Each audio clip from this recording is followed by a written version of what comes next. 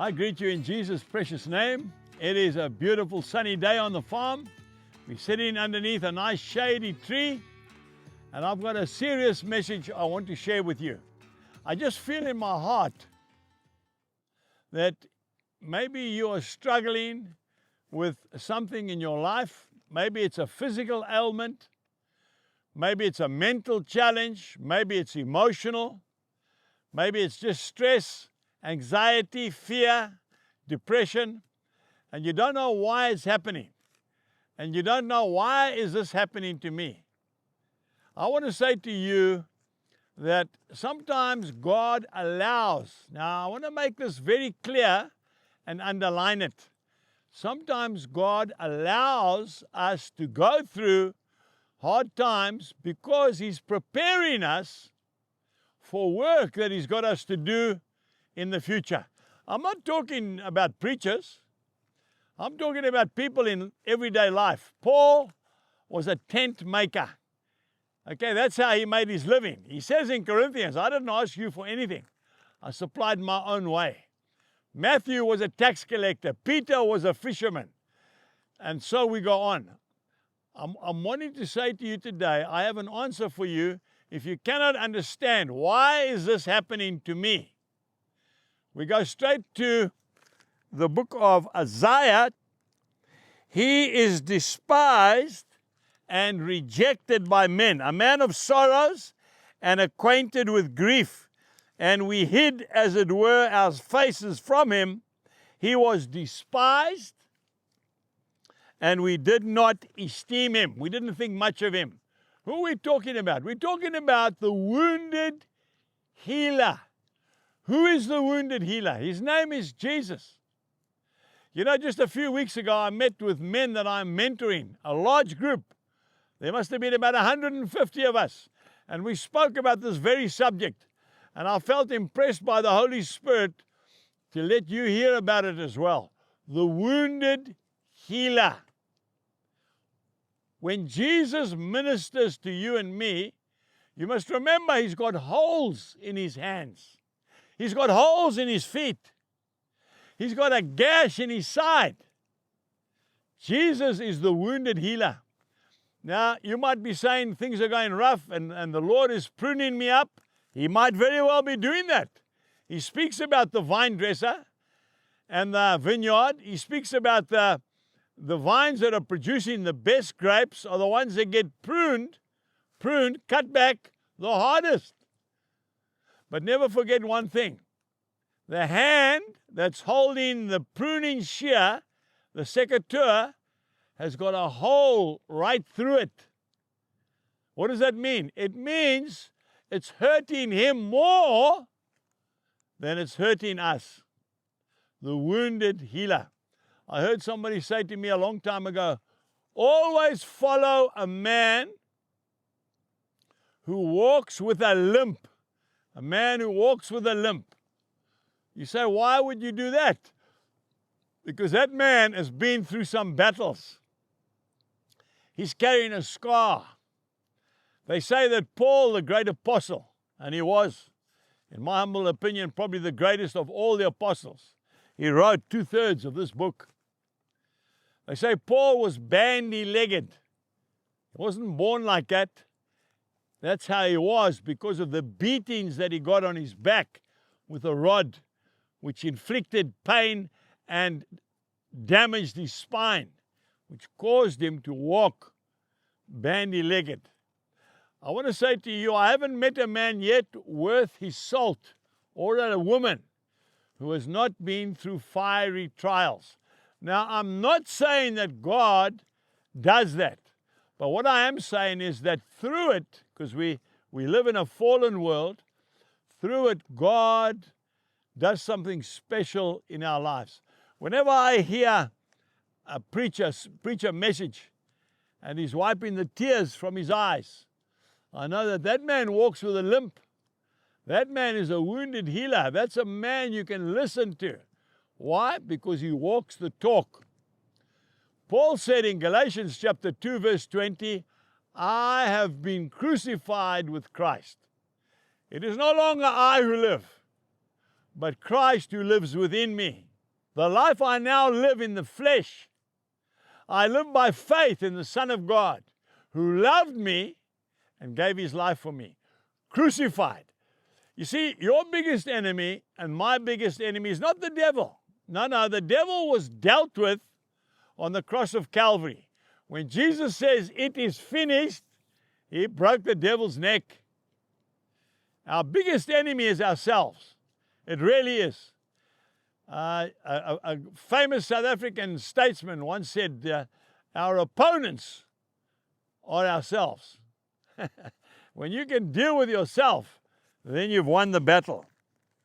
We need to understand that the wounded healer is a person who understands where you've been. And you see, it's no good, folks, saying that big word, "I understand."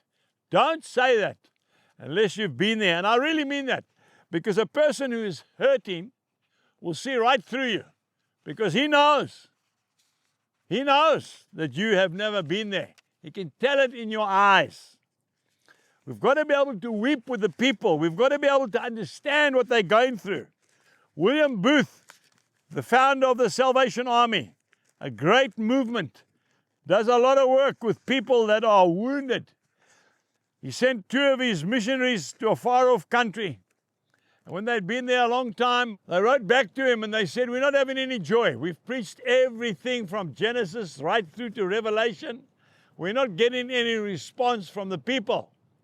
He wrote 2 words on a piece of paper, 2 words, and he posted it back all the way overseas. Try tears. Try tears. Weep with the people. Understand what they are going through, and then they'll listen to you. A man by the name of Henry Nouwen, he was a Roman Catholic priest, but he had a relationship with Jesus Christ. He said, "Nobody escapes being wounded. We all get wounded to some degree or another. We are all wounded people, whether physically, emotionally, mentally, or spiritually. The main question is not how can we hide our wounds so that we don't have to be embarrassed, but how can we put our woundedness into the service of others. When our wounds cease to be a source of shame and become a source of healing, we have become wounded healers. Isn't that beautiful? So that pain that you've been through, that wound that you've been through, use it for the benefit of others. So when people say, "I don't think I'll ever get through this," you can say to them, "Come, let's sit underneath the tree and let's talk together." Now, you know, I've been where you've been. What? Really? Yes, I was there. You mean you also went bankrupt? Yes, I was bankrupt. And how did you handle it? I mean, you didn't shoot yourself, or you didn't go to drink or drugs. How did you do it? Then the man shares his story. And he says, and when I was right at the bottom, I said, "Lord, I can't anymore. I'm handing over to you." And my business turned around, and now I'm a multi-millionaire. But I walk with a limp. You see what I'm saying? But if you've never had any money, and you've never ever gone bankrupt, and you've never ever made any money, how can you talk to a man who's going through bankruptcy? You can't. So don't say, "I understand," because he might punch you. And he's entitled to, because you don't even know what you're talking about. Rather say, "Listen, I'm sorry, I can't help you. I'm gonna get hold of somebody that's been there and let him talk to you." So the wounded healer, unfortunately, he has to go through with it himself. And you don't learn that at university. No. You learn that at the school of life. The school of hard knocks. Your fiancé has just broken off your engagement. I know a young girl even bought the dress. She bought the dress. She was going to get married in a couple of weeks. And then the man said, nah, I can't do it.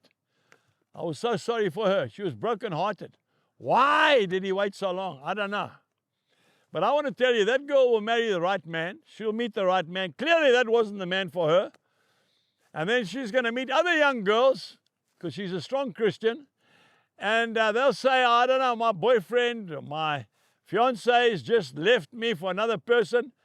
I don't know what to do. Then she can say, sit down, let's have a cup of tea, and let's have a chat.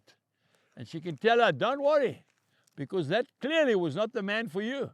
The Lord has got your husband for you. You need patience. Stop saying, woe is me. Stop that victim mentality. Why am I the only one that's suffering? You know the story about the little boy? Always moaning. I want a new pair of shoes, Mom. I want a new pair of running shoes so that I want a different color. I'm tired of the color shoes I've got. Always complaining. Walking down the high street holding his mom's hand until a lady came up from the other side walking past with a pram, and inside the pram was another little boy the same age as him. The only difference was he didn't have any feet. That's why he was being pushed in a pram. Right then, the little boy kept quiet. Mom, I'm quite happy with the pair of shoes that I've got that I can put onto my feet. Stop moaning. There's always somebody else worse off than what you are. A man is not defeated by his opponents. He's defeated by himself. I'm telling you, that is your worst enemy. When you can get past that enemy, then God can use you. And in order for that to happen, you have to go through fire. Ask me about it. And sometimes I say, Lord, I don't want to go through this again. And the Lord says, and I can't have anything to do with you. Okay, Lord, do it, whatever it takes. You know that all the disciples died martyrs' deaths. Yes. I'm not sure about John. They say he was strangled and boiled in oil. That's what I've heard. Maybe, maybe not. But I know that they had their heads cut off. They were impaled. Peter was crucified upside down by his own request, because he didn't want to be crucified like his Savior. They all paid the ultimate price. You see, when Paul said, I have been crucified with Christ, that's what he meant. You see, young lady, you've got that beautiful silver cross that you wear around your neck. That is not a lucky charm. No, no. It is very beautiful. You know what it represents? It represents death. In order to live, you have to die. Probably the greatest paradox of all time. We even had a Mighty Men conference on this farm called Dying to Live. If you want to live, you've got to put the flesh down. That's what Paul did. He was a very arrogant man before he met the Lord. So your biggest opponent is yourself. When you can put yourself down, then God can start to use you. You know, I heard a story of a man who was preaching in a church to a large crowd. This man had come from one of those concentration camps up in the northern parts of Russia, up in Siberia. A very, very difficult place. He'd been in there for his faith because he was a Christian in a communist country. And after he was let out eventually, he was trying to tell people that they need to preach the gospel. And he was trying to get them going, and they weren't listening. They were looking out the window, they were yawning, they weren't interested. And he stopped. And then he started to undo his shirt in the church, in the pulpit, undid every single button. Then they all sat up and thought, what is he doing? Undid his cuffs, and then he took his shirt off, and he turned around, and they saw his back. His back looked like a plowed field, just like Jesus' back was. Big scars around his back where he had been whipped and thrashed to within an inch of his life. And straight away, he had their attention. the wounded healer. I've been there and I've done it. You know, folks, I had a tragedy on this farm. You know it. You've seen the movie Faith Like Potatoes. Maybe you've read the book, where my little nephew fell off the tractor that I was driving. He actually fell forward and the tractor went over him before I could even put the brakes on. It was just over here around the corner. It was on the 6th of April, on my wife's birthday. I will never forget it as long as I live. Not my child, my brother's child. And I had to pick up that little body off the ground and take him to his daddy. I will never forget that as long as I live. I couldn't sleep for weeks. I couldn't even eat. But I want to tell you, I was in hell, but the Lord was with me and He took me out. It's taken many years. Something like that, if you've been through that, you'll understand. You never get over that. You learn to live with it. But that story, that illustration, has brought many, many people to this farm. People, just yesterday I was speaking to a young man in Canada on the phone. We spoke for about half an hour. A few months ago, he was on a quad bike riding through the forests of Canada. And his 12-year-old son was also on a quad bike behind his dad. His dad says, I was going too fast. I shouldn't have gone that fast. And the little boy was trying to keep up with his dad, and he flipped the quad bike, and the quad bike fell on top of him and killed him. That man was devastated. I said to him, it's an accident. It wasn't intentional. You didn't mean to kill your son. And I hope that a light switched on then, because he was blaming himself. If I hadn't gone so fast, I said, listen, you have to leave that now. There's no future in the past. And you need to move forward. One wounded healer talking to another potential wounded healer. Another man came here for prayer, and he didn't come immediately. He came a few months after it happened. He was driving home, coming to an electric gate on his farm, and the electricity must have gone off, and he asked his little boy, about the same age, can you just push the electric gate open so I can come through with a pickup? And his little boy pushed the gate open, and the father came through with a pickup, but he had a big trailer behind him, and he didn't judge it properly, and the trailer clipped the side of the gate and pulled the gate over, and the gate fell on his little boy and killed him. He could have also asked, why didn't I just get out the pickup myself and push the gate open? But you see, you don't go there. Now, folks, I can tell you many others. Man reversing his car out of the garage, and his beautiful little baby crawling across the lawn right behind the car, and his dad drove over him, killed him. Another farmer down in the Cape, 2 children at one time. Came home, drove around the driveway into the farmhouse. The wife was standing up there, and the 2 little children, his whole family, 2 little boys, a boy and a girl. Can we come with you, Dad? Sure. Open the passenger door. They jumped in, waved to his wife. We'll be back in a few minutes. Drove around the driveway, and the door flew open. Both the children fell out, and he ran over both of them and killed them both. Folks, this is life. Makes me emotional telling you this. This is life. Now, how do we deal with that? Unless you've been there yourself, you can't understand. So what do we do, Angus? You put your arm around their shoulder and you cry with them, and you weep with them, and you mourn with them, and you tell them the truth. I don't understand what you're going through, but I'm here for you. But if you're a wounded healer, see, like I am, you look at them in the eyes. You don't have to talk. You just look at them in the eyes, and you know what they're going through. And when they finish crying, and they say, what can I do? Then you can gently minister to them and tell them how the Lord restored you. That is why we go through so much. We go through that so that we can benefit others. Nick Vujicic came to see me on this farm. He came here to visit me. You know him.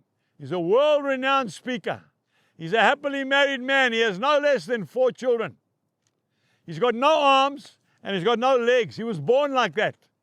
When he came here, they put him on the table so that I could see him eye to eye. An amazing man. He said, Angus, I want to give you a gift.